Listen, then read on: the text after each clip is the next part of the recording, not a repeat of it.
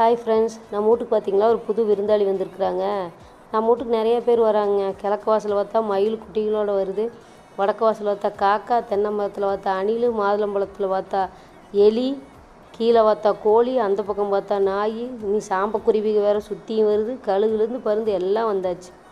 மயில் எல்லாம் வருது. இன்னொன்று மண்டை தூக்கில் குருவி ஒன்று வருது. நான் வேறு அது நயன்தாரா குருவின்னு பேர் வச்சுருக்குறேங்க ஃப்ரெண்ட்ஸ். இவங்க ஒரு 2 வருஷத்துக்கு முன்னாடி பார்த்தீங்கன்னா 2.5 வருஷத்துக்கு முன்னாடி ஒரு மாதிரி வயசான காக்கா வந்தாங்க. நானும் எங்கள் அம்மா என்னொன்று அது எங்கள் அம்மத்தான் கரெக்டாக 2 மணிக்கு வந்து கத்துது, அதுக்கு சோறு போடுவோன்னு போட்டேன். இந்த ஒரு வருஷமாக பார்த்தா பாலிஷான காக்கா வராங்க. எங்கள் வீட்டுக்காரன்னு சொன்னார், இது உங்கள் அம்மத்தாலாம் கிடையாது, எங்கள் அப்பான்னு. அப்படியா, மாமனாருங்களா? சரிங்க, மாமனாராக இருந்தாலும் சரி, அம்மத்தாளாக இருந்தாலும் சரி, காக்காவாக இருந்தாலும் சரி, சோறு போடுற திருப்தியாக சாப்பிடுங்க. சோறு வேண்டாமா, பிஸ்கட் வைக்கிறேன், மிக்சர் வைக்கிறேன், எது வேணால் வைக்கிறேன், சாப்பிடுங்க.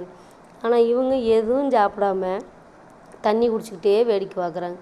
பக்கத்தில் இருக்கிற சேவல் கோயில் ஆறா இவன் வந்து காது கிட்ட கத்திக்கிட்டே இருக்கிறான்னு யோசிக்கிறாங்க. ஆனால் இவங்க அதெல்லாம் பற்றி எதுவும் யோசிக்கல. போய் பிஸ்கட்டும் வச்சுட்டு வந்தாச்சு. வச்ச பிஸ்கட்டும் சாப்பிடல. நான் கையில் காட்டிட்டு தான் கொண்டு வச்சேன். ஆனால் இன்னும் இவங்க இப்போ சாரா மேடம் தெரில, இன்னும் போய் சாப்பிட மாட்டேங்கிறாங்க, தேடிக்கிட்டே இருக்கிறாங்க. சரி எப்போ சாப்பிடுவாங்கன்னு பார்த்தேன். ஒரு வழியாக போய் பிஸ்கட்டை மோப்பம் முடிச்சிட்டாங்க. முந்தா நேற்று வரிக்கி வச்சேன், நேற்று மிக்சர் வச்சேன், இன்றைக்கி பிஸ்கட் வச்சாச்சு. இனி என்னென்னலாம் பிடிக்குதோ எல்லாத்தையும் சாப்பிட்டு காலி பண்ணுங்கன்னாச்சு.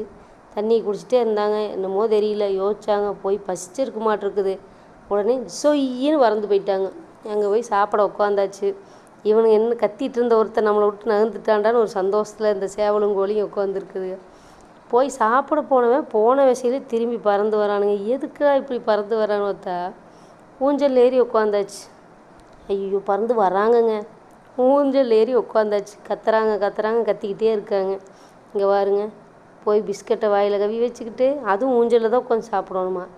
எங்கள் ஆத்தாவும் ஊஞ்சலில் தான் ஆடும், எங்கள் மாமனாரும் எந்நேரம் ஊஞ்சல்லையே தான் இருப்பாராம்.